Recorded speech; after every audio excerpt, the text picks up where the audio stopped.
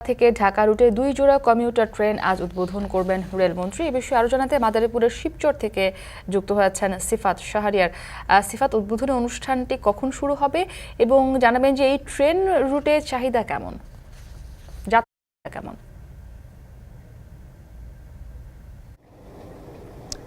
যখন পদ্মা সেতু হয়েছে তখন এখানকার চাহিদা বেড়েছে এবং যার কারণে প্রথমে 2টি ট্রেন, তারপরে এখন 4টি ট্রেন চলছে মুক্তি এই পথে।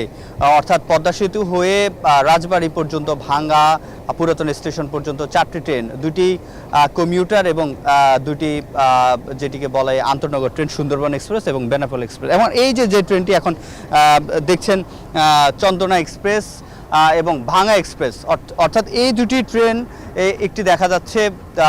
সব মিলিয়ে এখানে 2টি ট্রেন উদ্বোধন করা হচ্ছে। এই 2টি ট্রেন, একটি রাজবাড়ী থেকে ভাঙ্গা পর্যন্ত, আরেকটি ভাঙ্গা থেকে ঢাকা পর্যন্ত।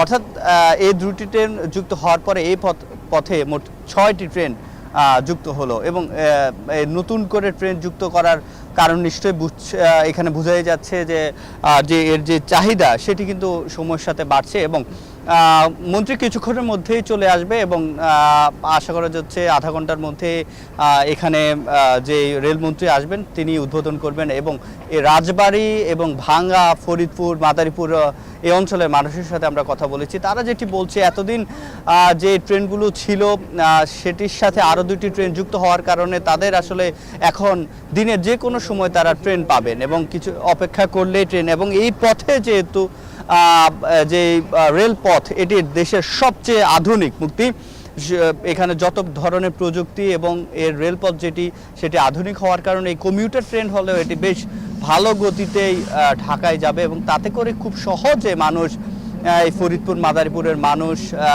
সকালবেলা যে কাজ সেরে আবার সন্ধ্যার আগে আরেকটি ট্রেনে করে চলে আসতে পারবে। অর্থাৎ তাদের যে যোগাযোগ যে ব্যবস্থা ঢাকার সাথে পদ্মার এই পাশে যে মানুষগুলো রয়েছে তাদের জন্য আসলে রেল পথে যে যোগাযোগ সেটি আরও ত্বরান্বিত হলো এবং এর সাথে এ পাশে যে পণ্যগুলো উৎপাদন হয় সেটি কিন্তু যথাসময়ে ঢাকায় নিয়ে তাদের যে বাণিজ্য সেটি আরও সম্প্রসারণ করতে পারবে। তো মুক্তি, এই ছিল আমার কাছে মাদারীপুর থেকে সবশেষ।